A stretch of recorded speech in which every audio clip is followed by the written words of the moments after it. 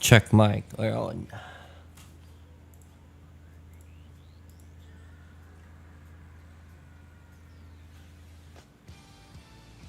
Yun. Good evening, ladies and gentlemen. Welcome to another episode of the Daily Grind. Kamusta? Kamusta ang araw nyo? Hopefully, hindi tulad ni PSEi who had a massive red day today. But before we go to that, magandang gabi po sa inyong lahat. Welcome to another episode. Yan, Daily Grind is where we talk about making money in general, right? Ako mismo is I specifically, hindi naman specifically, generally, I talk about the stock market. Pero dito po sa Daily Grind, if ever there is an opportunity out there to make extra cash, we will talk about that. If ever meron kayong natagpuan, put it on the comments, tignan ko, pag-aaralan ko. Right? We're not just in the stock market, we're also into Forex, international stocks, cryptocurrency, NFTs even. I'm more focused on NFTs right now than Forex. Lahat po na pwede natin pagkakitaan, pag-usapan natin yan, di ba? So that's the Daily Grind. If you're a newbie in the stock market, this is the best program for you. Dito natin sasagutin lahat ng mga tanong nyo sa stock market. I personally will be answering it to the best that I can from my experience po dito sa trading. It's been years since nagsimula tayo sa stock market. We've been teaching about stock market ever since. And so far, so good. Ang ganda pa rin ng mga trades natin and marami na tayong kumikita. Naging mayaman na dito, right? So, please, with that, please share this video. Share po itong video na ito to your friends, relatives, especially po, right? To your trading groups. Hopefully, ito lang, request ko po sa inyo. Hopefully, I've earned this from you guys.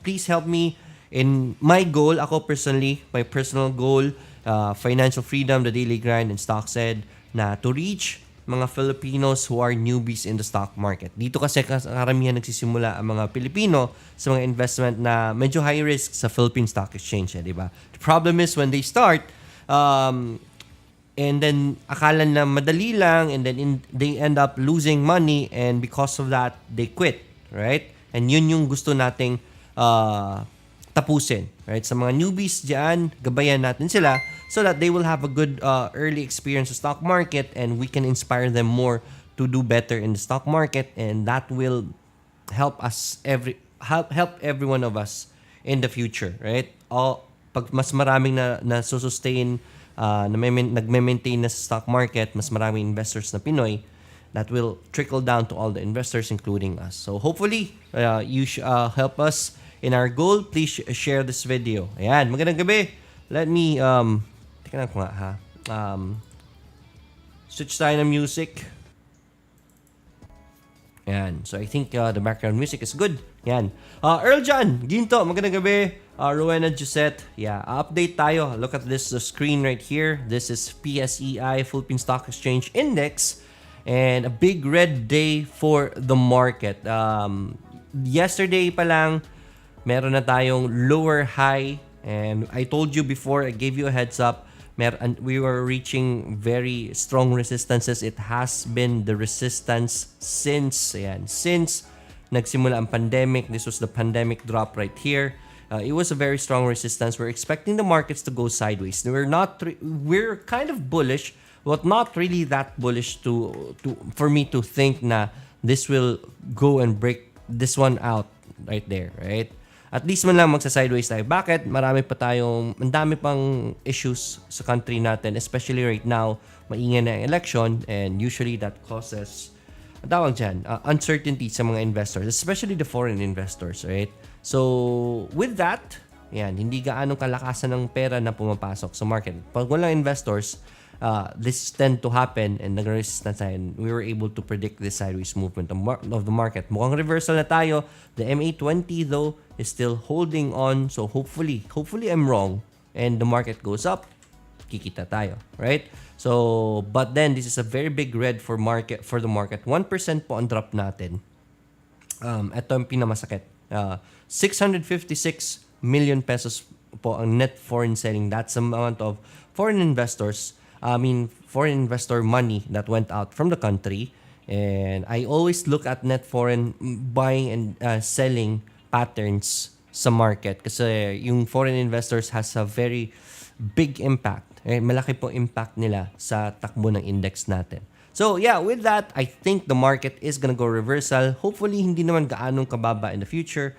Pero yeah, that's our prediction, right? So with that, ang dapat gawin ninyo sa market is do not be too aggressive sa market. Too aggressive meaning always wait for confirmations. Pag breakout strategy yung mga gusto gagawin niyo mga technical analysis for trading, always wait for confirmation or wait for it to hold lang muna the breakout before you wanna get in. If may mga support, as much as possible, kahit dalawang confirmation before you wanna get in sa mga ganun, right? So that's what I mean by do not go aggressive.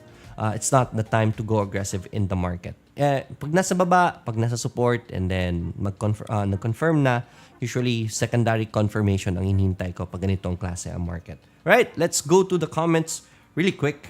Yan. Medyo masakit yung lalamunan ko ngayon kasi nag-shotcast tayo kanina pero medyo okay na. So maybe we're not gonna go for very long episode this evening. Updates lang naman tayo sa markets and charting, right? Earl John Ginto, magandang gabi. Rowena Josette, good evening. Nelsie Jimenez, magandang gabi. I've always forgot. I always see Nerissa ba to? Right, let me just check this one out. Sino nga ba itong one with the Korean name? Yeah, sa Facebook ko kasi yun nag-message. Right?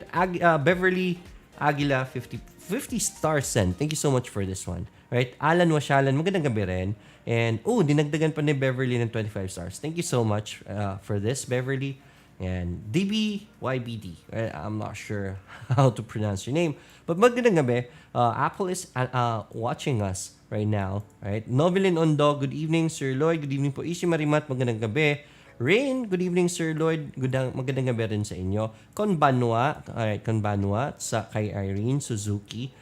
Darwin Sekina, good evening, sir. With regards po sa pag-open ng account for Izanagi, I will choose po ba between micro and micro swap. Go to micro diretso. Alright, wag na kayong pumunta sa micro swap fee sa account type. Micro lang po na open ko. That's already very good. That's not a problem. Benji Nabia, yeah, may update sa Discord ng Axie Infinity. Hindi na daw makakatanggap ng SLP ang below 800 mmR. Ano pa sa tingin nyo tungkol dito, sir? That's actually very good. Sa mga nagfa-follow ng Axie Infinity, I am heavy. I am not really heavy, but yeah, I am invested in Axie Infinity. Nagpapa-scholars tayo. That's actually very good. Yan yung isa sa mga hinintay natin ng mga updates talaga. They already gave us a heads up about that. And i-implement din lang ngayon, right? That's very good because karamihan ng mga account na sa 800 below, those accounts generate also SLPs. If ever they remove that 800 below na MMR, hindi na ma-generate na SLP, that's gonna cut down on the SLP minted every day. And that's good for SLP's prices kasi yung production is gonna be cut short. I mean, generally cut. Diba? Hindi na gaanong karamihan. So that's one way they want to make sure that the economy inside the game, yung SLP, will si Nerissa nga. Yun nga sinabi ko, si Nerissa. Right, nahulaan ko. Right, so Nerissa, magandang gabi. Yeah, so yeah, that's good actually, Benji Nabia. Junior Aquino, magandang gabi. Gigi Miares, good evening, Sir Lloyd. Good evening, Sir Lloyd. Thanks po sa pagsingit ng live ngayon. You're welcome, man. Magandang gabi. Nerissa, here, sir, yan. Eugene Miguel, good evening, Sir Lloyd. DMC, SEC, and Globe, please. Junior Aquino, thank you so much for the starts, man. Sige, let's go charting right away. Right, updates lang naman tayo sa markets ngayon. Request kay ni Eugene is DMC. Si DMC, medyo taas pa rin to diba? That's the reason why I stopped you guys from entering DMC. Now it broke MA20, so that's confirmed reversal right there.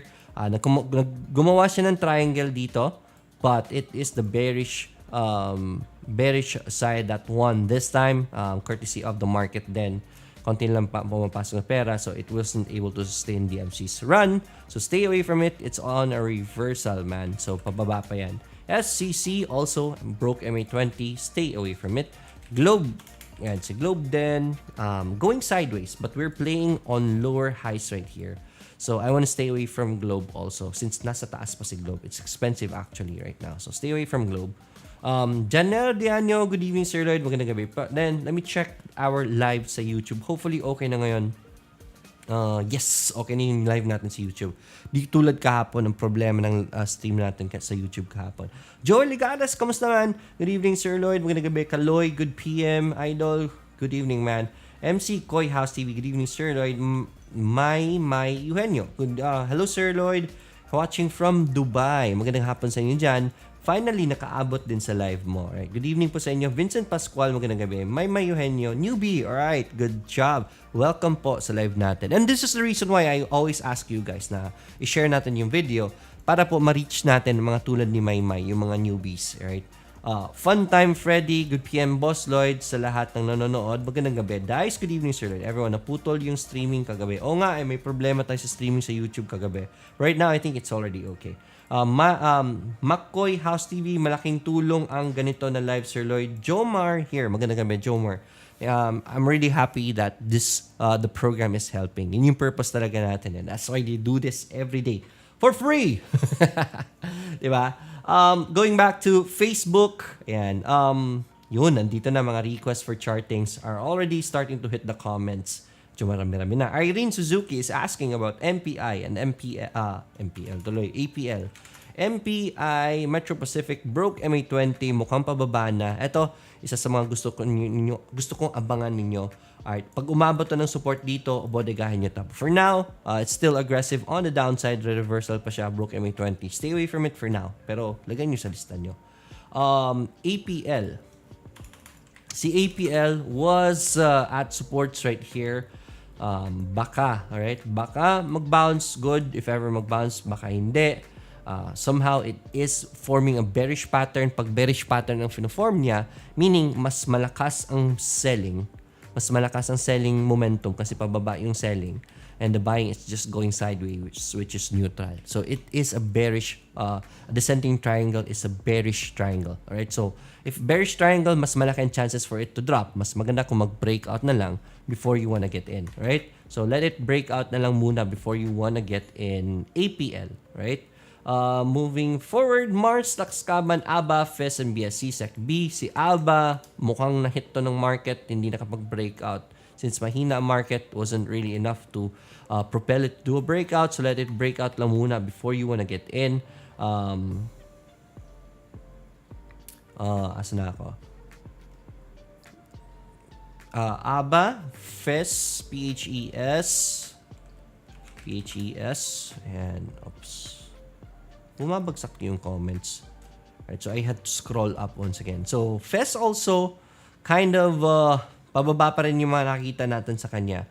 RSI though is looking well for FES, okay? So, FES broke MA20 na naman. So, eto, mas maganda to sa susunod na green. Napakalapit ng support. Susunod na green, bodegahin nyo to si FES. Hopefully, umakyat din siya, right? But for now, bodegahin nyo, supports right here. Just cut loss below that just in case it fails, right? That's for FES. BSC and SEC-B. Si BSC, medyo, right, abangan natin, lower highs ang pinapakita ni BSC. So, abangan natin sa MA20, baka mag-bounce sa MA20. And then you trade there. Why? MA20, yun naman sa all the time, laging nag-ano si MA20. But that's a support right there. Kagandahan yan is you know where to cut your losses. At least minimal losses yung positions natin. Right? So, that's for BSC. Then SEC-B, Security Bank. Alright, Security Bank is also showing lower highs right here. Baka mag-green, so might form a triangle right here or MA20. Tingnan natin, and we need further data kay SEC-B, right? Pag nag-triangle yan, you know, breakout po ang pasok dyan. So, abangan nyo po sa breakout if ever you wanna enter SEC-B. Bri Lee, AC Energy po, ASEN. Let's check out ASEN.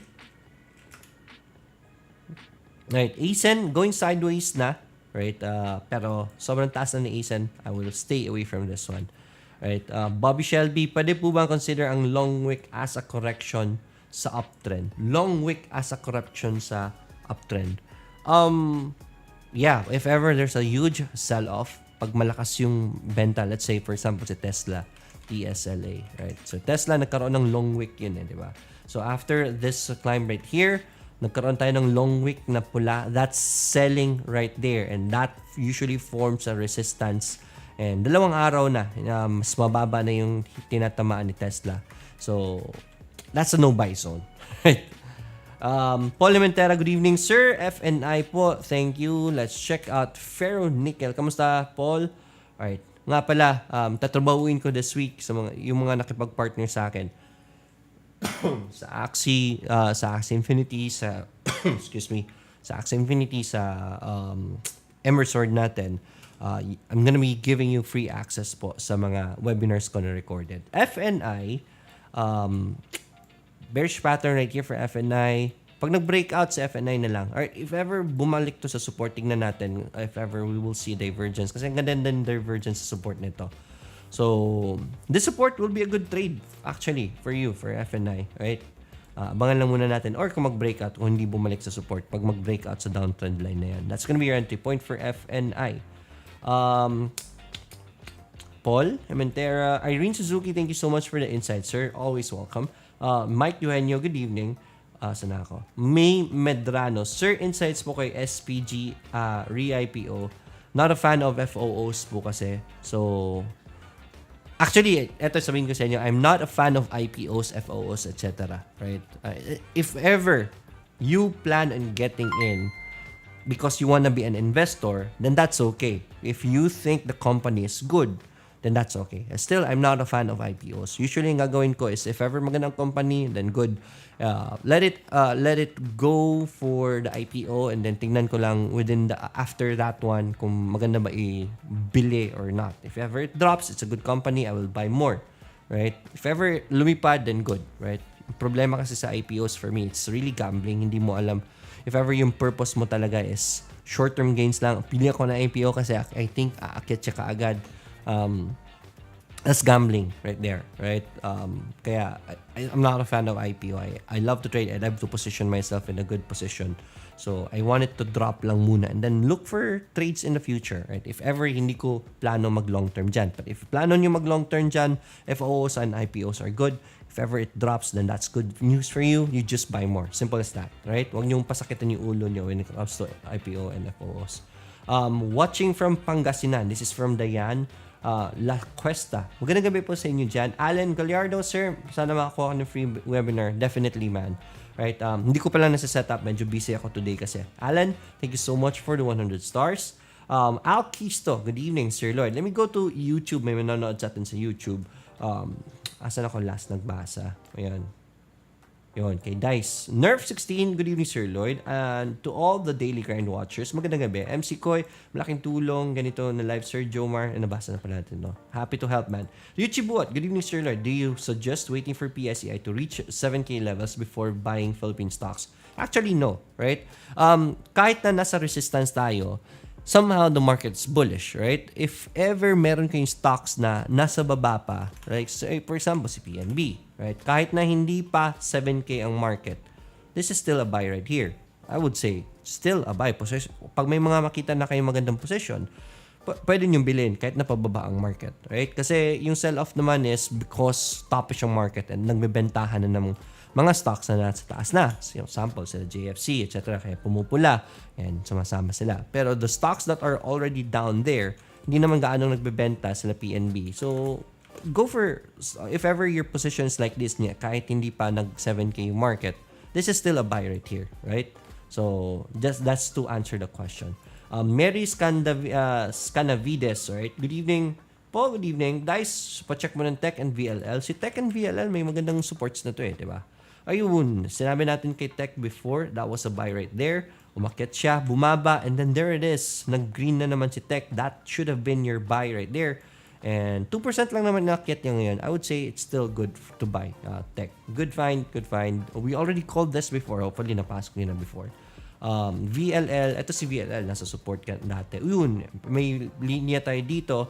And that means na we already called this before to buy and the support and umakit na siya ngayon. There's strong resistance for VLL.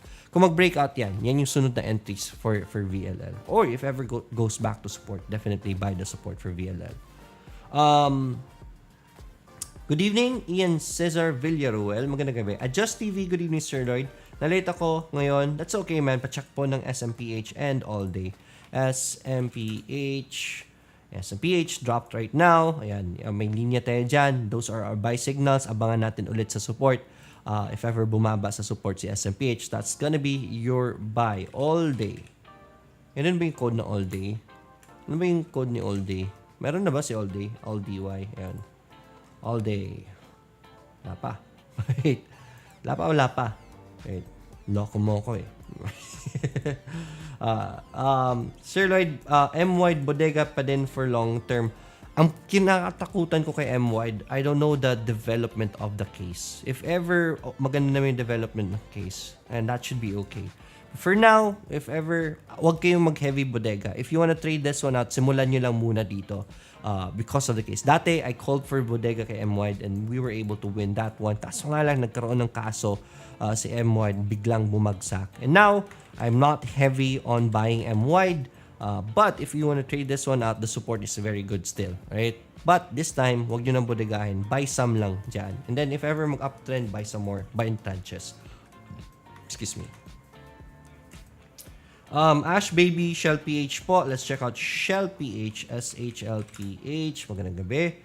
Shell PH, lower high already. Look at that MA20 bounce. That's the best time for you to enter this asset right here.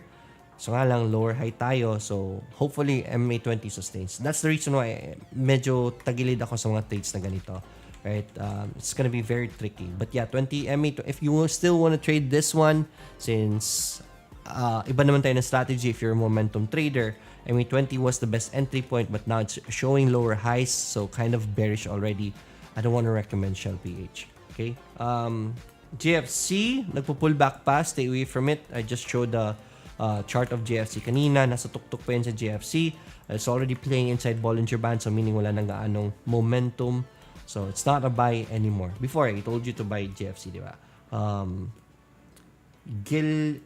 Gillier Villaflor, good evening Sir Lloyd. Okay po kaya si Seb, mid to long term po. Thank you so much. Let's check out Cebu Pacific. Sir, nalagpasan mo yung Pure Gold, CNPF, and APVI. Oh, okay. Sorry about that, man. Medyo naduling. Seb, hopefully MA20 holds. Mukhang going sideways na to, right? That's a triangle pattern right there. Breakout or kung ma-reach ni MA20, that's gonna be your buy for Seb. Yan Cesar, tignan natin. Pure Gold, P-Gold. Yan, P-Gold. Uy, okay yung pinapakita ni P-Gold. But, and that's a support right there. Pull back and bounce. So, susunod na bounce ni Pure Gold. If you wanna trade this one out, that's the support right there. That's a resistance. So, sideways trade.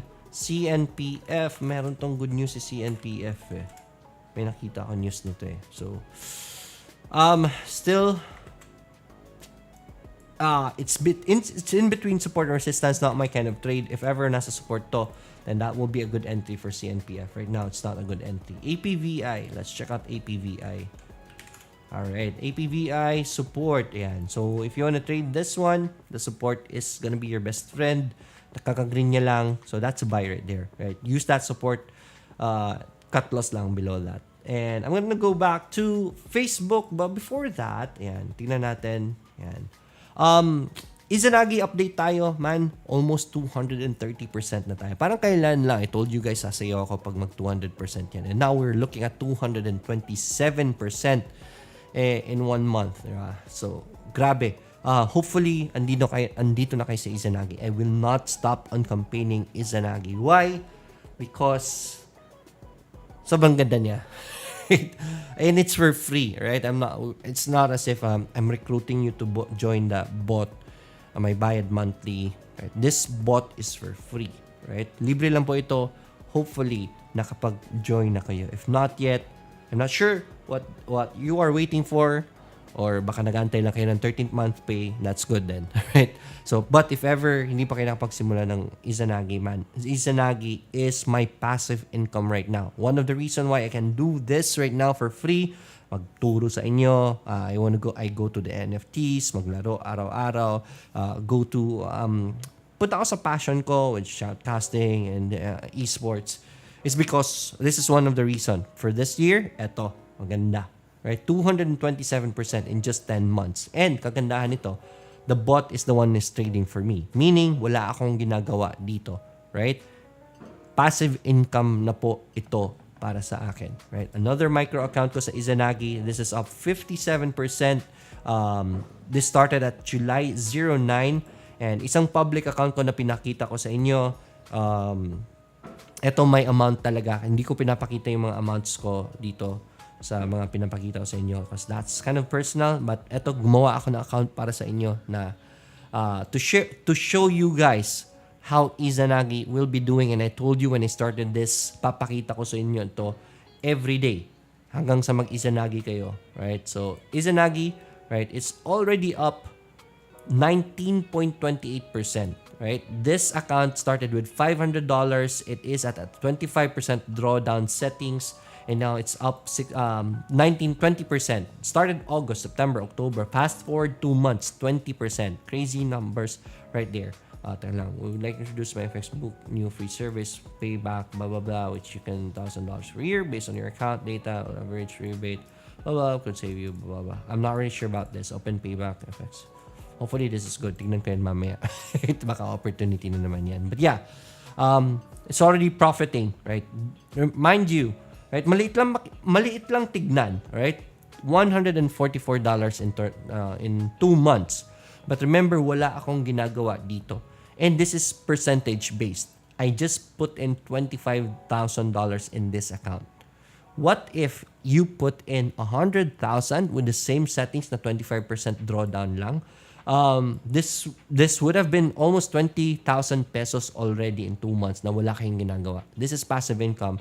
Izanagi is crazy right now. And sobrang laki ng tulong ng Izanagi sa akin. And I really want to share this to you guys. Right? Because Izanagi is for free. Right? Meron tayong isang bot na may bayad, which is Valkyrie. Kasi hindi sa atin to. Si Izanagi sa atin. Somehow, it's not hindi nag-update siya. My phone is not here. I can't see if ever ano yung update kay Valkyrie. But yeah, Izanagi on our main account, yung corporate account namin. Corporate, wink, wink. So yeah, 227%. That's times 3 na ng pera namin. Kasi pag nag-times 100, that means nag-double na yung pera mo. Times 2, then that's triple your money. Right? So this is already times 3 in just 10 months. Crazy numbers right here. Pang scam yung numbers na ito, guys. So hopefully you start, right? More about Izanagi andyan sa video description para matuto kayo ano si Izanagi. Check it out lang muna. Keep an open mind. And then if you wanna start, then good. Andyan po sa video description. Then yung registration for Izanagi. Okay? Hopefully meron mga nanonood sa atin ngayon yung may Izanagi na can you please post your gains sa chat? In percentage lang. And how long have you been in Izanagi? Just to inspire those na mga nagdadalawang isip pa. Right? Sa mga nanonood sa chat natin ngayon. Right? Thank you so much. That will help. Right? That will, at least it will push sa mga bago pa para mag-join kay Izanagi. Right? Let's go back to charting. Oy, teka lang.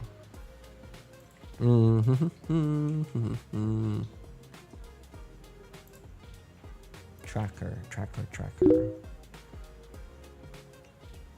Okay, so yan. Tracker tayo. Right. So this is a tracker for our scholars sa what do you call this? Sa Axie, right? It's already earning, right? 192 SLP a day, 207. Alright, marami na tayong napapa-scholar. Yan, ganun na karami ang scholars natin sa Axies. And thank you so much sa mga nakipag-partner up sa atin. Remember, meron kayong tao na nabigyan ng trabaho dito. But then again, it is already working for us and kumikita tayo because of this. And it's already passive income. Iba ang nagtatrabaho para sa atin, right? So if ever you're open for NFTs, if you're planning to diversify into NFTs, especially Axie Infinity, pero masakit yung ulo nyo, right? It is not easy, right? NFT is crazy. Hanap pa kayo ng mga scholars, motivate them every day, check up on them. If ayaw nyo na po yan and still want to diversify into it, send me a message, Financial Freedom 101. I can partner up with you. Ako na po bahala sa inyo. Ako na sasagot sa sakit ng ulo ninyo. And then we can hindi naman send to school. we can help someone get employment, right? Especially ngayon ng pandemic through Axie Infinity. At the same time, kumikita tayo, di ba? So nakatulong pa tayo. And that's technically how what makes me happy, right? Yung nakatulong tayo at the same time, meron tayong kinikita. That's win-win. So, ano yan eh, law of attraction. So, if you wanna partner up with me sa Axie, send me a message. Ako na bahala sa inyo. Okay? Moving forward, and dito, and si Hans Quijano, good evening. Jether Mongaya, dito Sir Lloyd, let's check out DITO. Dito. Okay, si Dito, right? That's a buy right here, right? Call ko kay Dito was buy from this point right here. Bodegahan nyo na yan actually, right? Especially sa mga gusto mag long term. That is gonna be your support right there. That's a buy for Dito. Next kay Dito, Jeter Mongaya, Wilcon. Let's check out Wilcon. Si Wilcon, pumula na kagad. Ang problema kay Wilcon, nasa tuktok na si Wilcon. So, this breakout right here was a good entry sana for Wilcon. So, that would have been good. Pullback and bounce, short-term trades for Wilcon. Okay. Artsy Gams, good evening. Magandang gabi. Carlo Maligmat. Good evening, Sir Lloyd. INTC, please. Pwede na po bang bodegahin? Let's check out INTC. I'm not sure what caused the Intel's drop right here, right? It's still volatile on the downside. I don't know what caused this one, so I cannot recommend na ibodega niyan. Wag muna, right? Yun. Earl John Ginto, 24% in 2 months with Izanagi. Naka 25% settings ka, no? Right, 24% in 2 months. Congratulations, man. Ganda. Junior Kino, 16% in 3 weeks, 25% in less than 2 weeks sa Izanagi. Congratulations, man. Ganda ng numbers kay Izanagi. Hopefully po, magsimula rin kayo sa Izanagi. Okay? Andyan sa video description yung registration. Sir Lloyd, ALHC po and MAC. Let's check out ALHC. Sir, pwede ba pumasok BTC for long term? Not right now. Right? Not right now na mataas na. Kung gusto nyo mag long term, good. Pero enter at the right time. Hindi basta-basta pasok lang. Antayin nyo in the future, magpo-pullback yan. Right? I've been calling about BTC before. 30,000 pa lang. Kung mag-breakout, nung nag-pullback, sabi ko sa inyo, pasukin nyo at 40,000. I will let you know if it's a good time to buy BTC. But right now, it's not a good time. LHC, it might go sideways. So, short-term trades lang to. I cannot recommend LHC anymore. Medyo may kamahalan na. Medyo nakaiwan na rin tayo eh. Downtrend, breakout right there. That would have been the best entry. Actually, pull back and bounce if gusto nyo. And then sell lang here. Short-term trade. But this guy is on top, at the top already. Not my kind of trade. I don't recommend that. BTC, USD. Tingnan natin si Bitcoin na. Ayan. So, si Bitcoin, pulling back right now. But overall, still at kind of topish. It broke MA20. And you know this, every time it breaks MA20, nagko-correction yan. So, it's correcting right now. Not a good time to buy. Excuse me. For BTC. GG Maris, Sir Lloyd, check AC. Pwede na bang pumasok? Ayala Corp. Nasa baba na ba sa Ayala Corp? Ay, hindi. Nasa resistance po tayo kay Ayala Corp. So, it's not an entry point for AC. Okay. Moderna. This is from Rowena. Is this Moderna? Right? mRNA. Yeah, Moderna Incorporated. Broke MA20, so that will be, that's a signal na tapos na tong downtrend na ito. Maybe it will create a support or bounce anytime soon. That will be a good entry for Moderna if you want to trade this one. SGP, re-IPO, FOO, ano pa insights nyo? Not a fan of IPOs and FOOs po. Let it IPO lang. Tignan natin what will happen during the day. Let it FOO lang.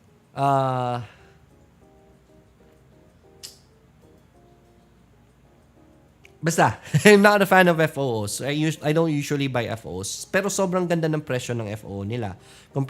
Considering their current price, which is around 300 pesos. Pero, I don't have enough data on what the FOO is for. Ano ng position ng company.